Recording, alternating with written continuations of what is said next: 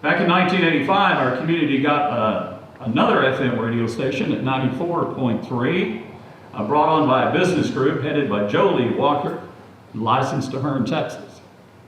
Joe is with us today to share some of his memories about another radio entrepreneur, Bill Watkins.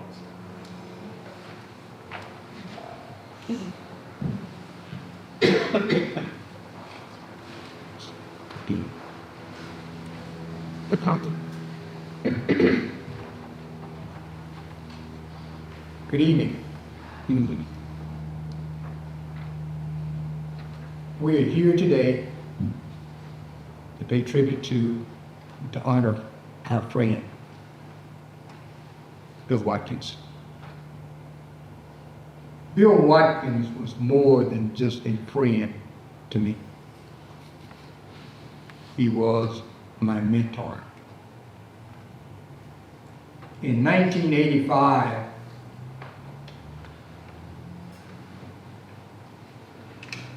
at 6:05 a.m. in the morning, I opened up my own radio station. Had it not been for Bill Watkins and God, not necessarily in that order, I would not have had a radio station. When I first went to work for WJW, Bill Watkins appointed Scott DeLucia to work with me. Whatever I needed to train me. Back then, you had to have a third-class radio broadcast license. I went to Houston and got those licenses. Bill made a giant move and a brave move at the same time. He put Joe Lee Walker on the radio. A lot of people in the community didn't like that because I was playing at the time what they call quote unquote soul music. Look, this brother. Stupid. I remember the second Saturday that I was on from 1 p.m. to 4 p.m. And I came up with an introduction to my show. My real name was, and is Joey Walker, but I use the name for Love Bones. He titled a song named after Johnny Taylor. I got to get on home to my love bone. The telephone lit up, but they wasn't calling for requests. And I'm gonna clean it up a little bit. They were calling, saying, get that off on the radio. I think there was a DPS officer out there. I think there was. I think the FCC even got involved with a federal investigator because they were threatening to blow up the radio station because they had that blankety blank on the radio. Fine. Bill stood by me. What? And I was instructed not to answer the telephone. And I said, well, people are calling for requests. I thought, but they were calling to tell Bill, get that off of the radio. Bill didn't yield. Bill, no one threatened Bill Watkins. You could ask him. You could threaten him. I bought a car one time from a dealership in Brenham, Texas. And at the time, there was a local radio station, a local car dealership. When one was in Brenham, the Chevrolet. Well, I bought that car, so they called and threatened to take commercials off the radio because I had bought a car from a dealership that wasn't even advertised. He came in and he said, Joe Lee, let me tell you something. In this business, you have to do business with people who do business with you. I didn't know what that meant at the time, but he explained it to me in a real quick class. Like that. Scott DeLucia was right. Charlie Pride did come to town, and people were there. He was a peer coming up to July got called Sam.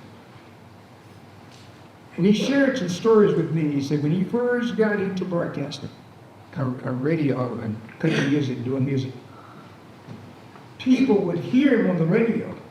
It wouldn't match up his appearance with his dialogue. Charlie said 4 instead of 4. Charlie Pryor said, shut the door, not shut the door. If you get where I'm coming from. There was a dialogue there that identified who you were. He said, well, what did you say? I said 4. I wanted the business. I didn't say 4. I said 4. But I want you to know, Bill being my mentor, encouraged me to go after my own radio station because it was far enough apart that I wouldn't necessarily dip off into his advertising clientele. I kept that radio station, KHRE and K94 radio station, from 1985 to 1994.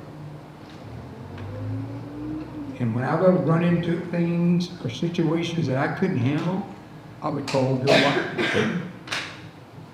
He would walk me through that process of resolving that problem. I've seen several individuals that I work with fall later. I've seen Ben Downs here, Scott Mercer, of course.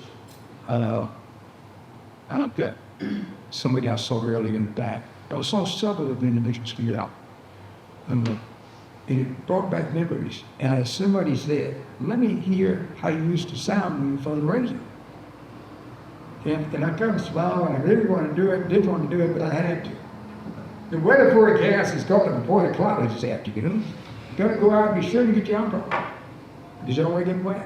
Hey, the request line is now open. You get it in, we'll get it on. We play what you say. And so those things work. WTAW had Joe Walker. KRA had Joe Daniels. There was a big difference between the two of us. Really? Joe Daniels didn't have freckles.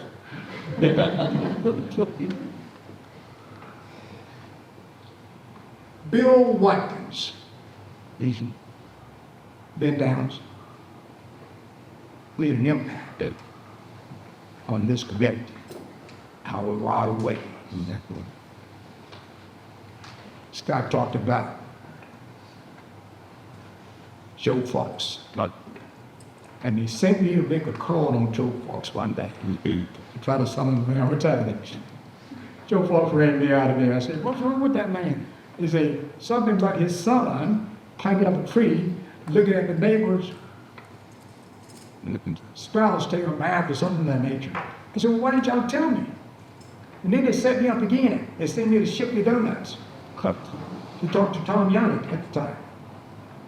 Tom Yannick and Scott DeLuce got into it something, so Tom Yannick talked about where he could kick me.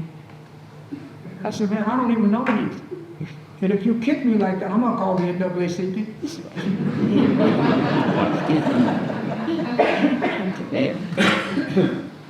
He didn't kick me. And he felt like he could be more effective in causing some issues by buying advertising from me. The issue was,